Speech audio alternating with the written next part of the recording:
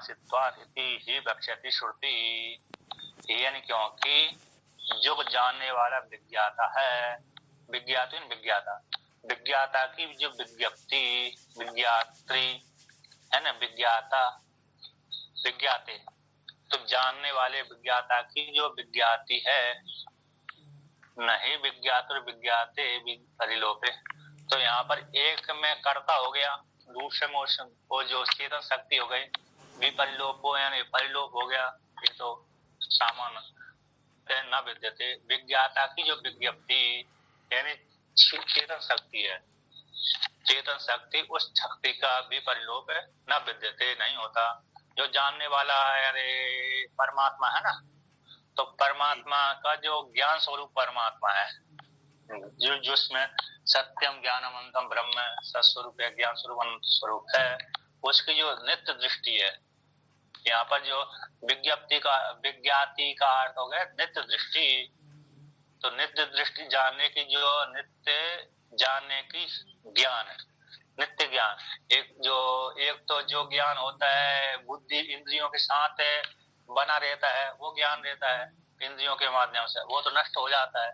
किंतु जो स्वाभाविक जो ज्ञान रहता है कि मैं चेतन हूँ, असंग कूटस्थ हूँ, उसका नाश कभी नहीं होता, मैं चेतन स्वरूप हूँ, ठीक है ना, मैं चेतन हूँ, इसका नाश कभी भी नहीं होता। ऐसी जो नित्य विज्ञाति है, नित्य ज्ञान है, विज्ञाता का जो नित्य ज्ञान है, विज्ञाति तो एक विज्ञातु हो गया कर्ता, उसकी जो नित्य ज्ञान है, तो दूसरा विज्ञाते है, तो यहाँ पर विज्ञाति का नित्य ज्ञान का है ना, ज्ञान धातु है, तो जो अनुभूति जो ज्ञान है, उसका नित्य ज्ञान है, उसका नित्य ज्ञान का भी परिलोपो न विद्यते, ना का अन्वय यहाँ पर कर लेना चाहिए, विद्यते एक साथ, तो भी परिलोप नहीं होता। आता तो विज्ञाता का विज्ञाति का यानी ज्ञान का, नित्य ज्ञान का, जो अनित्य ज्ञान का तो लोप हो जाता है इंद्रियों के माध्यम से, किंतु जो चेतन स्वरूप जो ज्ञान है, प्रज्ञानम ब्रह्म, उस प्रज्ञानम ब्रह्म रूप जो ज्ञान है, उसका ज्ञान का नाश कभी भी नहीं होता।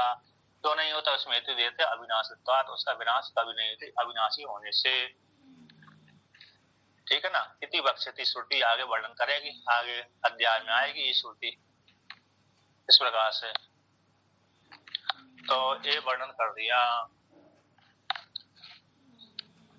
अब आगे कहते हैं इसमें कहा, इसमें जो हिंदी में विज्ञाता की विज्ञान शक्ति का सर्वथा लोप नहीं होता।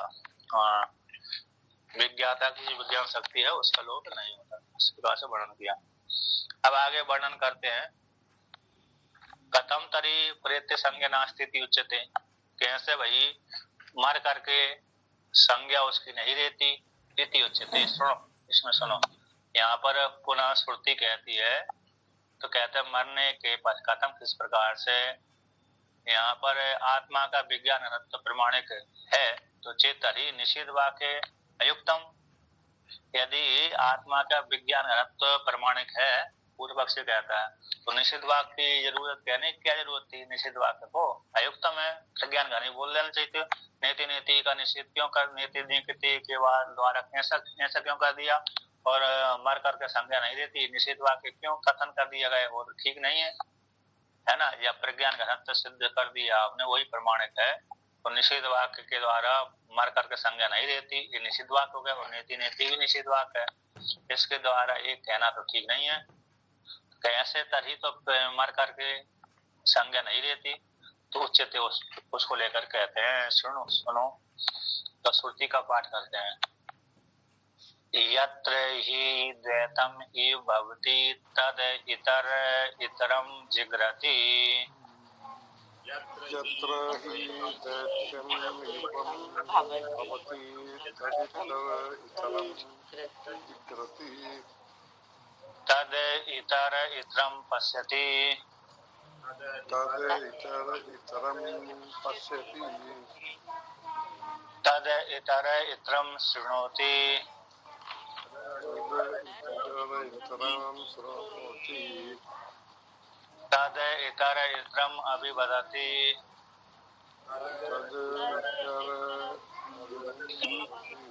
इतर इतर इतरम मनुते तदितर इतरम मनुते तद इतर इतरम विजानाति तदितर इतरम विजानाति यत्र वा अस्य सर्वम् आत्मा एव अभूत् तत् केन कं जिघ्रेत यत्र वा अस्य सर्वम् आत्मैवाभूत् तेन कं जिघ्रते तत् केन कं पश्येत तत् केन कं पश्येत्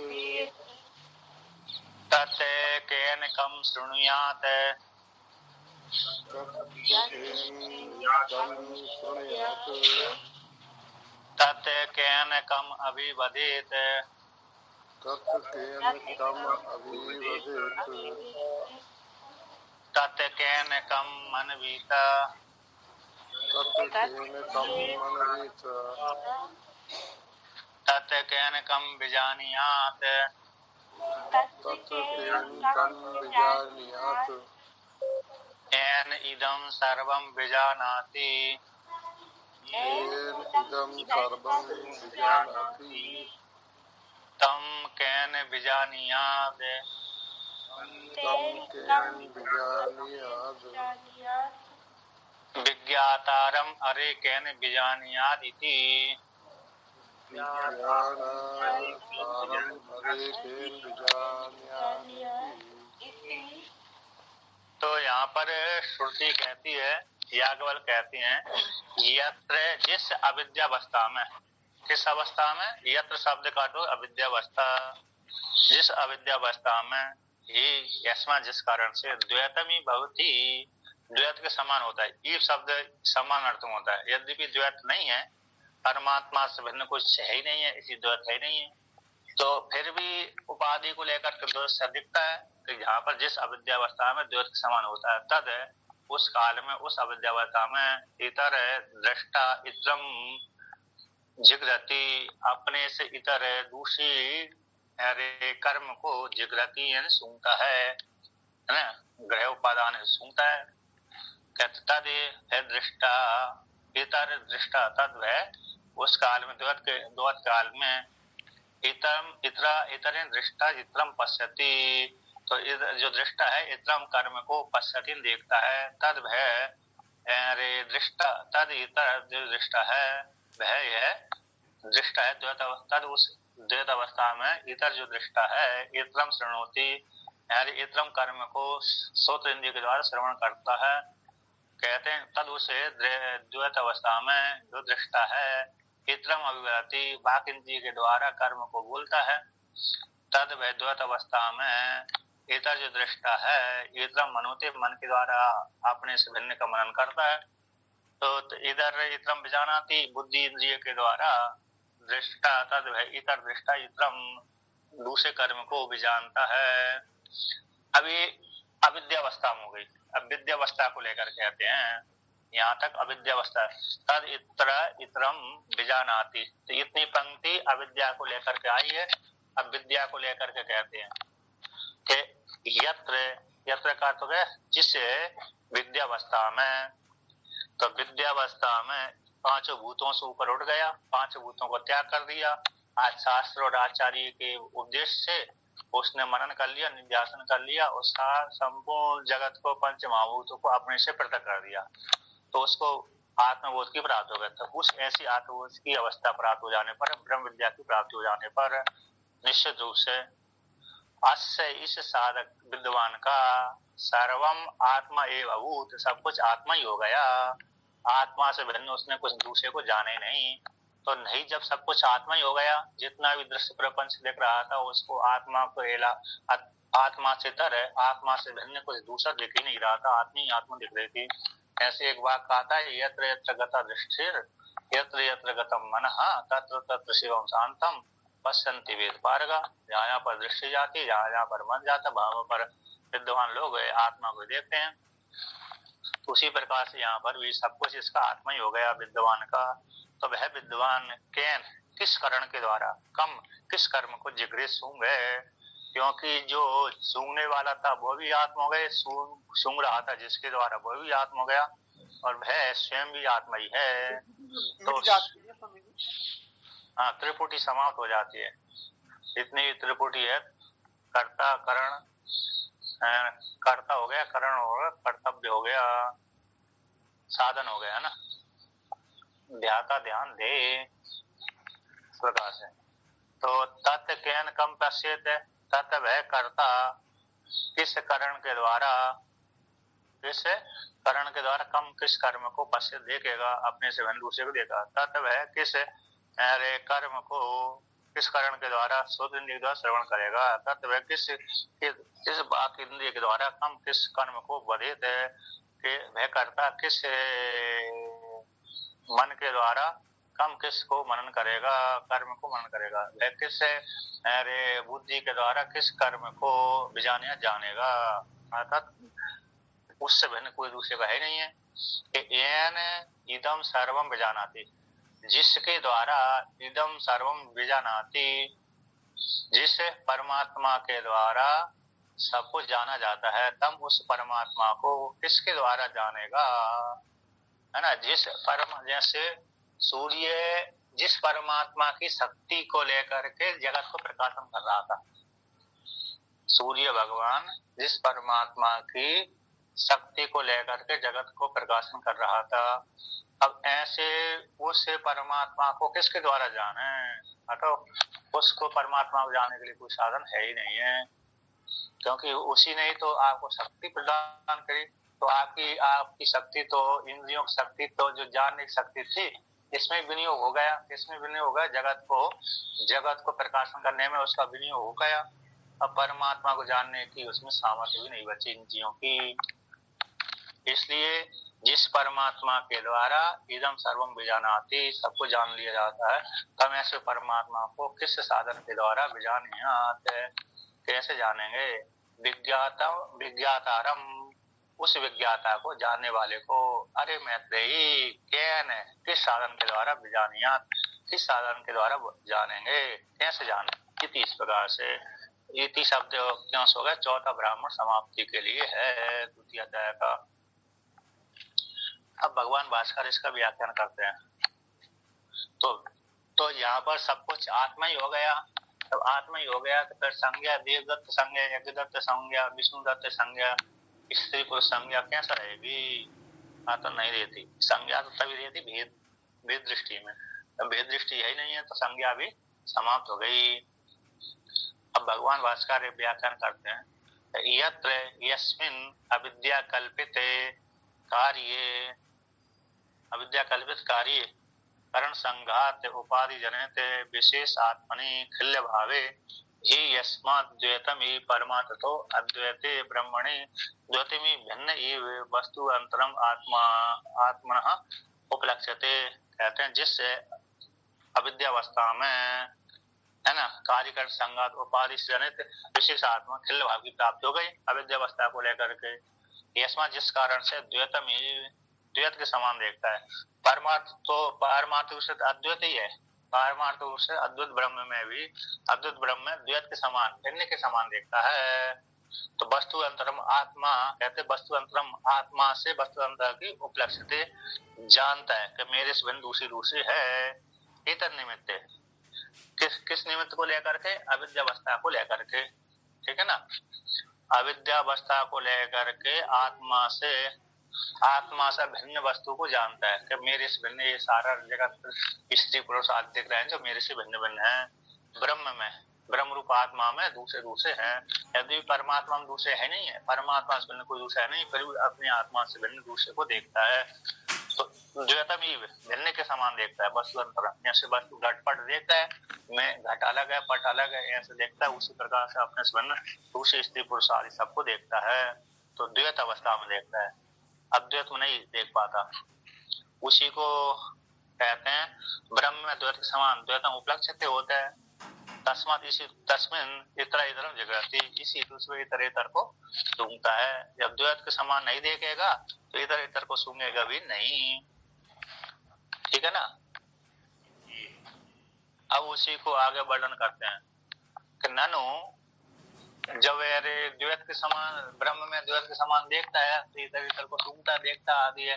अब जब वो नहीं देखेगा तो फिर इधर उधर को द्वैत के समान नहीं देखेगा, ब्रह्म ही देखेगा, तो इधर उधर को सूंघने की जरूरत है, देखने की जरूरत पड़ती नहीं है।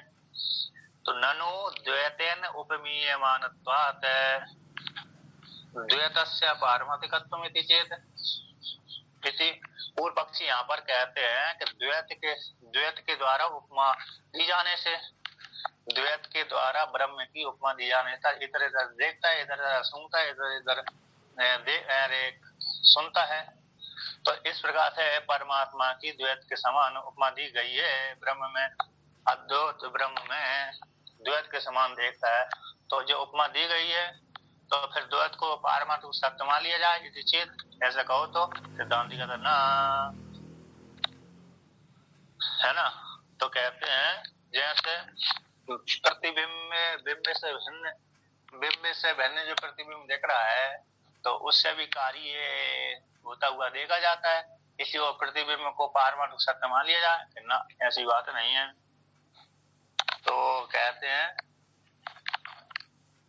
पारमार्थिक से मान लिया जाए द्वैत को भी, तो कहते ना तो क्यों नहीं भाई, तो उसको लेकर श्रुति कहते हैं वाचा रमणम विकारो नाम ध्येयम इति।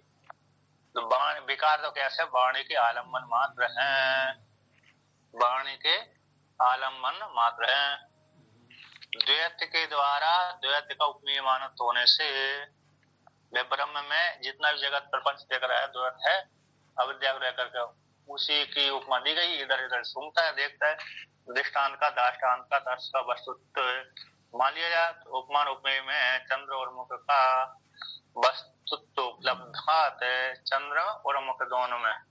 चंद्रमा का है ना, चंद्रमा और चंद्रमा के मुख का, जैसे चंद्र मुखी होती है तो चंद्र और मुख है, और चंद्र और मुख में वस्तुत्व की उपलब्धि देखी जाती है।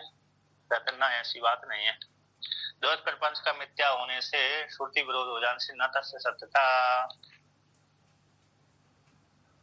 किसी ने दी ना चंद्रमा और मुख की उपमा दी है, ऐसे किसी स्त्री को वर्णन करते हैं सुंदरता का, कैसे वर्णन करते इस स्त्री कैसी चंद्रमुखी चंद्रमा के समान मुख वाली है, सुंदर है इत्यादि, तो वहां पर वर्णन कर देते हैं। तो चंद्रमा तो है ही, लेकिन स्त्री भी सुंदर है। उसी प्रकार से यहाँ पर भी मान लिया जाए प्रत्यक प्रत्यक ब्रह्म से भीतर प्रत्यक देख रहा है तो सत्य मान लिया जाए तो नहीं, वाणी का आलम्बन मात्र है।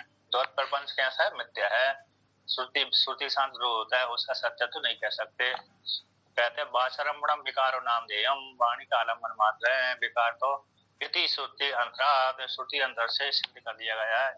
और श्रुति क्या कहती है, एकम एव अद्वितीय। स्वामी जी फिर बात करें ना, अद्वैत में वाणी की क्या आवश्यकता फिर? अद्वैत में वाणी की आवश्यकता ही नहीं है जी। जो हम अभी वर्णन कर रहे हैं तो द्वैत अवस्था चल रहा है, यही भाव आया, मैंने कहा कंफर्म कर दूं। हाँ, ये तो द्वैत चल रहा है ना। जैसे कोई ऋषियों के पास में अरे 6 ऋषि गए थे, किसी ऋषियों के पास में गए कि हमको अद्वैत का उपदेश कर दीजिए, ब्रह्म का उपदेश कर दीजिए। तो ऐसे ऋषियों के पास में गए तो ब्रह्म का उपदेश कर दीजिए, तो उन्होंने बैठ गए, ठीक है बैठ जाओ मैं उपदेश करता हूँ। तो बैठ गए, वो शांत होकर बैठे रहे। और उन्होंने 1 घंटा 2 घंटा एक मुहूर्त तो उपदेश ही नहीं किया। तो शिष्यों ने सोचा समस्या हो गई कि एक मुहूर्त से तो उपदेश कर ही नहीं रहे। तो कहा कि भाई अब 1 मुहूर्त हो गया, अब तो कोई ना कोई करो उपदेश है। तो उपदेश तो मैंने कर ही दिया। आचार्य ने कहा मैंने उपदेश तो कर ही दिया, आपको समझे नहीं आपने जी, है क्या नहीं। तो शिष्यों ने कहा आपने कहा उपदेश किया, आप तो बैठे रहे। अरे वो तो मनवाणी का विषय नहीं है, वो तो उपदेश है हाँ, क्योंकि परमात्मा मन वाणी का विषय ही नहीं है, तो उसका क्या उपदेश करेंगे, यही तो उपदेश है उसका। ऐसे उस इसमें आता है ना। और दूसरा उदाहरण, ये तो ऋषियों का उदाहरण है, दूसरा उदाहरण इनका है, अरे दक्षिणामूर्ति भगवान का। बट बेट समीपे भूमि भार निशरणम। तो बट बेट के नीचे भगवान शिव जी, दक्षिणामूर्ति शिव जी बैठे हुए हैं, और गुरु युवा शिष्य वृद्धा, और गुरु मौन व्याख्यानम, गुरु मौन व्याख्यानम, और शिष्य छिन्न संशय, शिष्यों की संशय निवृत्त हो रहा है। तो गुरु तो कुछ बोल ही नहीं रहा, वो शिष्य भी शांत होकर के बैठे, वो शिष्यों की अपने आप ही उनकी जो मन में जो प्रश्न बनते थे अपने आप ही उत्तर समाधान होते रहते थे। तो दक्षिणामूर्ति भगवान का ऐसे तो उपदेश ही नहीं किया उन्होंने, किया होगा मतलब जहाँ पर जो बैठे थे जो दृश्य आता है वहां पर तो उन्होंने बिना उपदेश की उपदेश हो गया, मौन होकर के उपदेश किया था, कुछ बोले नहीं। बस शिष्यों जैसे शिष्य आए, उन्होंने देखा हमको ये जिज्ञासा है, अपने आप ही हृदय में उनकी जिज्ञासा शांत हो रही थी। कभी कभी होता है जो जिनकी जैसे बहुत से व्यक्ति सत्संग में जाते हैं ना, अब इनकी उन सत्संग में जाने वाले व्यक्तियों की कभी कभी जिज्ञासा पूरी हो जाती है, कभी कभी नहीं होती है। तो कभी कभी बहुत कालों से किसी के मन में जिज्ञासा बनी रहती है, तो संयोग बस उस सत्संग में चला गया, प्रसंग वही चल रहा था व्यक्ति का, है ना, जो जिज्ञासा उसकी थी, तो फिर उसको लगता है हाँ ये ऐसी बात है, तो उसका जिज्ञासा वो समाप्त हो जाती सत्संग में, समाधान उसको मिल जाता है। ये बात स्वामी जी मैंने एक जगह पढ़ी थी, हिमालय में एक संत थे, जर्मन की एक महिला उनकी शिष्या थी लड़की, तो स्वामी जी को जर्मनी नहीं आती थी और तो हिंदी संस्कृत नहीं आती थी, तो मौन स्वामी जी रहते थे, वो उनके सामने चुप बैठी रहती थी, एकदम तदात्मा पत्ती हो गई और एक दिन वो बोल पड़ी कि मैंने सब समझ लिया स्वामी जी, मैं समझ गई। तुमने पूछा क्या समझ, तो उसने सब बता दिया, स्वामी जी का ज्ञान था। यही वाली बात है जो आप कह रहे हैं। हाँ हो जाता, वो तो उपासना के बल के प्रभाव से उसके हृदय में ऐसी बुद्धि प्रस्फुटित हो जाती है, उपासना के बल पे जी के हृदय में प्रवेश करके प्रश्न कर दिया था। तो वो तो योगिनी थी, उसके विषय में वो दृष्टांत नहीं है, वो योगिनी है। ये वाला ठीक है, जर्मनी की शिष्य वाला। कहाँ का दृष्टांत पढ़ा है आपने, कहाँ पढ़ा था ये?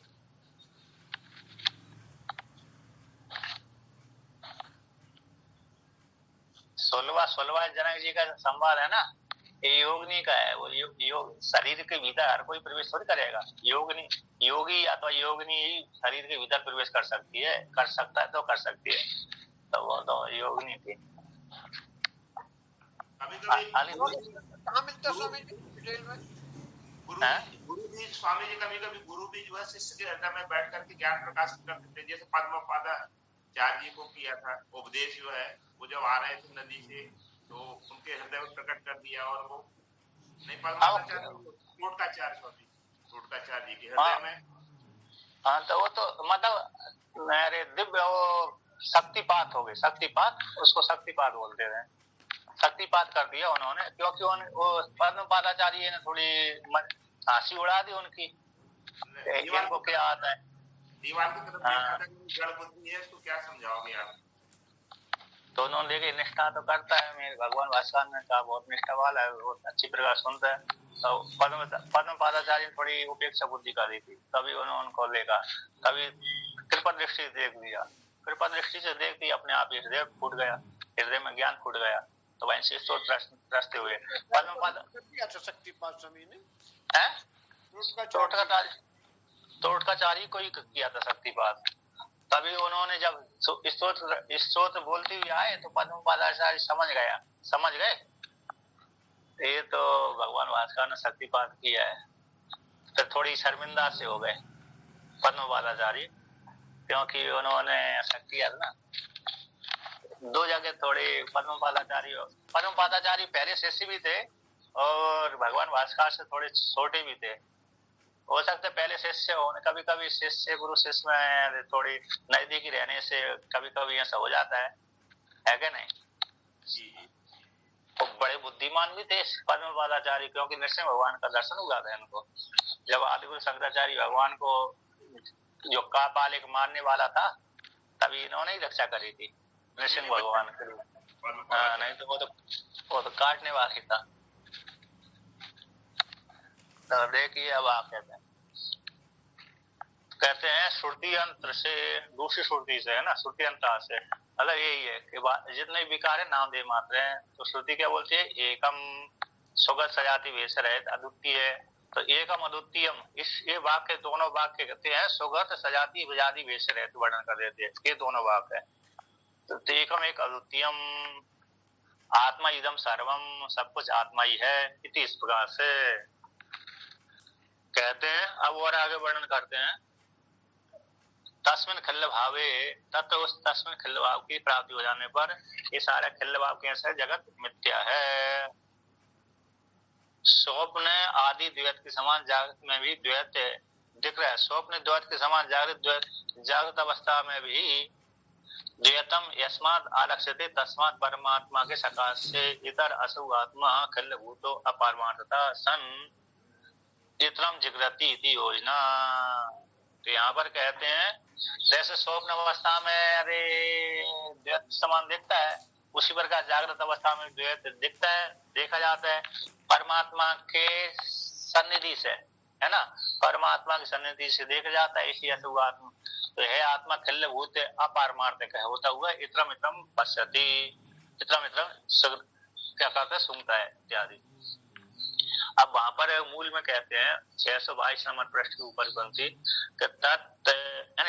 तत्कार तत्र, जिस द्वैत अवस्था में द्वैतम ही वे यस्मा, जिस कारण से द्वैतम ही द्वैत के समान हो जाता है। ईव शब्द का प्रयोग कर देने से द्वैत नहीं है, है ना। ईव शब्द तभी, जैसे चंद्र ई मुखी, तो चंद्रमा के समान मुख वाली, तो ईव शब्द का प्रयोग कर दिया तो चंद्रमा के जैसी है, चंद्रमा तो नहीं है, चंद्रमा के जैसी, यानी चंद्रमा जैसे सुंदर है, दिखता है, दूर से देखने पर सुंदर दिखता है, क्योंकि दूर से देखने पर ही सुंदर दिखेगा, नजदीक में जाएंगे तो वो भी नहीं दिखेगा सुंदर, 20 इतर पत्थर पत्थर ही दिखेंगे।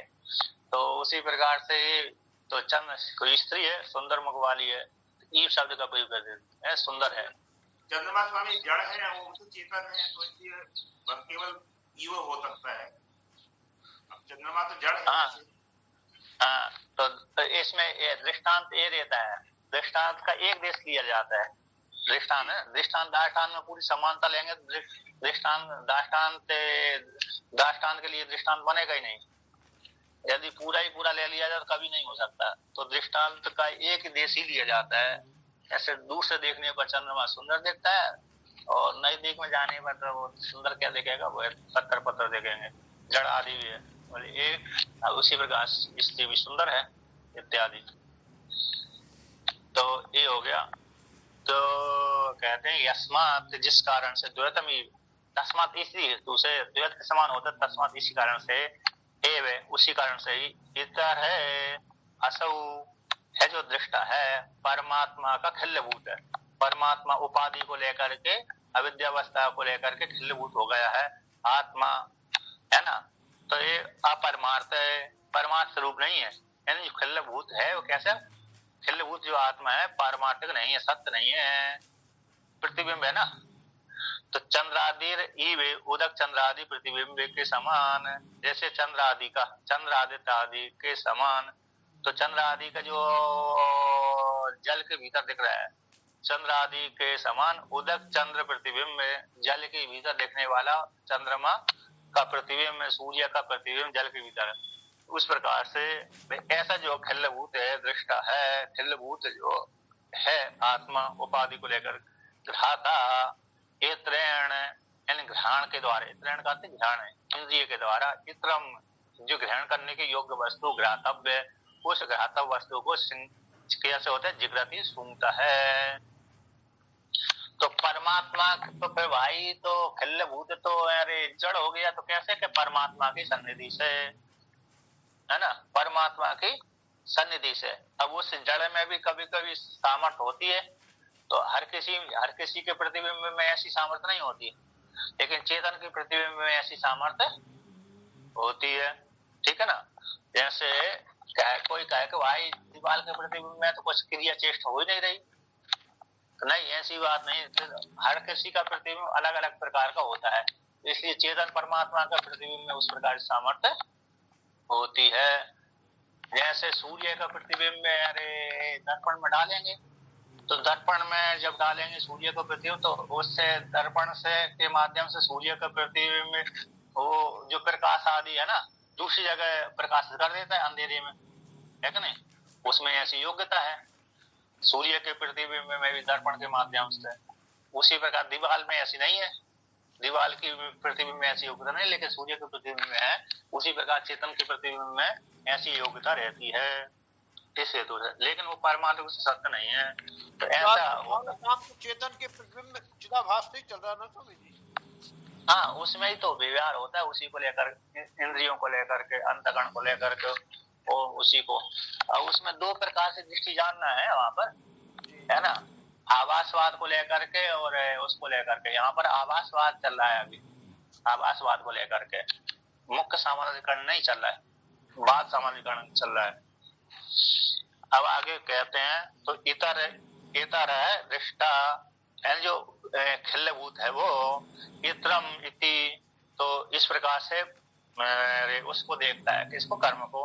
तो ये इतर और इत्रम, ये जो शब्द आए हैं, कारक प्रदर्शनार्थम, कारक को प्रदर्शन करने के लिए अनेक प्रकार के कारक होते हैं। कर्ता है, कर्म, करण, संप्रदान, अप्रदान, है ना, इत्यादि, और बहुत से करता है। तो कारक आदि को क्या करने के लिए,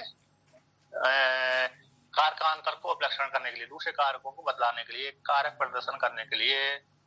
इतर इत्रम, इतर इत्रम, तो कारक होते ना, कैसे, कर्ता कारक, कर्म कारक, करण, कर्ता है, कर्म है, करण है, संप्रदान है, अपादान है, संबंध है, अधिकरण है, इत्यादि छह कारक होते हैं। सातवां संबंध वाला होता है, तो 7 बोल देते हैं, एक संबंध को लेकर के 7 हो गए, इस प्रकार से। तो ये कारक आदि प्रदर्शन करने के लिए इतर इत्रम इत्यादि प्रयोग कर दिए, कारक प्रदर्शन करने के लिए। जिग्रति, तो जिग्रति क्रियावाचक है, क्रिया और फल का अभिधानम, जिग्रति शब्द से क्रिया और क्रिया का फल दोनों को खत्म कर दिया। क्रिया किसके लिए होती है, क्रिया फल के लिए ही होती है। यथा छिन्नति इति, ऐसा प्रयोग कर दिया, छिन्नति। तो छिन्नति शब्द का अर्थ क्या हो गया कि यथा उद्यम में उठा करके, है ना, उद्यम उठा करके, निपातनम मारता है, नीचे पटकता है। तो किसके ऊपर पटकता है कि छेद वस्तु के ऊपर, जो छेद करने के योग्य कौन है, द्वैधी भाव है, छिद्र द्वैधी भाव है। तो छेद वस्तु कौन होती है, लकड़ी, काटने योग्य। तो जो ऐसी जो द्वैधी भाव है, तो उभयम छिन्नति थी, तो उभय रूप से दोनों ही फल और क्रिया प्रयत्न भी हो रहा है, क्रिया का नहीं प्रयत्न, और उसका फल भी हो रहा है, द्वैधी भाव है। इस प्रकार से एक शब्देन, एक ही शब्द के द्वारा, इस शब्द के द्वारा, छिन्नति शब्द के द्वारा, क्रिया शब्द के द्वारा अभिधीयते कहा जाता है। एक ही शब्द के द्वारा क्रिया प्रयत्न भी कर रही, प्रयत्न का चेष्टा का भी वर्णन कर दिया और चेष्टा का फल भी वर्णन कर दिया, ठीक है ना। उठा करके मारता है, तो किसके ऊपर मारता है, लकड़ी। तो लकड़ी के ऊपर मारेगा तो लकड़ी क्या हो जाएगा, 2 टुकड़े हो जाएंगे। तो साधन भी हो गया, व्यापार भी हो गया, और व्यापार के माध्यम से फल भी उसको प्राप्त हो गया। तो कहते क्रिया या फल अवसानत्वा, तो क्रिया कैसे फल अवसान वाली होती है, फल पर्यवसान वाली होती है। क्रिया कैसी होती है, फल पर्यवसान वाली, तो फल को सिद्ध कर देती है। तो क्रिया व्यतिरेकेण, क्रिया से भिन्न, तत्फल से अनुपलम्बात, क्रिया से भिन्न उस क्रिया के फल की उपलब्धि नहीं होती। क्रिया से भिन्न, व्यतिरेकेण भिन्न, तत् उस क्रिया का फल की उपलब्धि नहीं होती, बल्कि क्रिया के द्वारा क्रिया क्या करती है, वो क्रिया से भिन्न किसी दूसरा फल हो जाए, है ना। जैसे उदाहरण है, अरे हम जा रहे हैं, चल रहे हैं, लेकिन हमको अरे दूसरा फल प्राप्त हो जाता है, सब जाने वाला फल तो हमको प्राप्त हो जाएगा। कहते हमने उसी काल में किसी को वस्तु रख ली, अथवा रास्ते में जैसे भोजन कर रहे हैं ना, तो भोजन कर रहे हैं, तो भोजन वाली क्रिया तो उससे क्षुधाग्निवृत्ति हो रही है। तो उसी एक क्रिया को कहते हैं उसका फल दूसरा ये हो जाए कि हम बैठे बैठे दूसरी स्थान पर पहुंच जाए, अथवा दूसरे गमन क्रिया हो जाए, गमन वाली फल प्राप्त हो जाए, तो नहीं होगा, क्योंकि उस काल में तो हम क्या कर रहे हैं, भोजन कर रहे हैं, बैठे हुए हैं एक स्थान पर। तो उसी प्रकार से क्रिया से व्यतिरिक्त तो उस क्रिया का फल उपलब्धि नहीं होती, अर्थात एक क्रिया का दूसरे प्रकार का फल नहीं होता। जिस क्रिया में जो क्रिया कर रहे हैं वही फल प्राप्त होगा। क्रिया हम ये कर रहे हैं खाने वाली, और गमन वाला फल प्राप्त हो जाए, ये संभव नहीं है। इस प्रकार से तो ये उसका हो गया फल मात्र ज्ञानम, फल का यहाँ पर फल ज्ञानम, क्रिया का फल, इस प्रकार से। तो ये हो गया, तो क्रिया से भिन्न क्रिया के फल की उपलब्धि नहीं होती। अतः क्रिया क्रिया और क्रिया कैसी होती है, फल पर्यवसान वाली होती है। तो क्रिया व्यापार और व्यापार का फल ही हो गया कि द्वैधी भाव। उसी प्रकार से यहाँ पर सूंघता है, उस क्रिया के माध्यम से देवदत्त उसको घ्रातव्य वस्तु को सूंघता है। इत्रो यानी घ्राता, इत्रेण घ्राणेन इत्रम घ्रातव्यम जिग्रति तथा। कहते हैं इत्रो जो घ्राता है, चिदाभास है, जीवात्मा है, इतर घ्राण के इंद्रिय के द्वारा इतर जो कर्म घ्रातव्य वस्तु है उसको जिग्रति सूंघता है।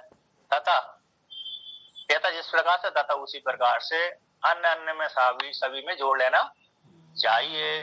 सर्वम पूर्वत, सर्वम पूर्व के समान जानना चाहिए। इतर जो दृष्टा इत्रेण चक्षुषा इत्रम दृश्यम पश्यति, ये हो जाएगा। ठीक है ना। जब जड़ चेतन की ग्रंथि पड़ती है तभी ऐसा होता है, अगर ग्रंथि ना पड़े तो नहीं होता। हाँ तो तब तो फिर वेदांत पढ़ने की जरूरत ही नहीं रहती। वेदांत पढ़ने की जरूरत क्या है जब ग्रंथि नहीं पड़ेगी तो। यही जड़ चेतन ग्रंथि यही है कि इतर इतर होता है, इतर इतर देखता है तो सही है। जैसे मैं जाता हूँ तो अब ना तो शरीर जाता है ना आत्मा जाती है, तो फिर कौन जा रहा है? अब वो दोनों का मिश्रण हो गया तो जाता है, मैं जाता हूँ। तो वो चिदाभास को लेकर के चलता है, उपाधि को लेकर के है। तो इसको टीका में वर्णन किया है। टीका में नीचे से 622 नंबर पृष्ठ के नीचे से 30वीं पंक्ति, तथा इत्रो दृष्टा इत्रेण चक्षुषा इत्रम दृष्टव्यम पश्यति इति दृष्टव्यम इति शेषा। यहाँ भी फिर एक और उदाहरण दे दिया। ऐसे इतर दृष्टा है, इतर चिदाभास जो दृष्टा है, इतर चक्षु के द्वारा इतर दृष्टव्य जो वस्तु है, घटपट आदि वस्तु है, उसको देखता है इत्यादि जान लेना चाहिए। उपलब्ध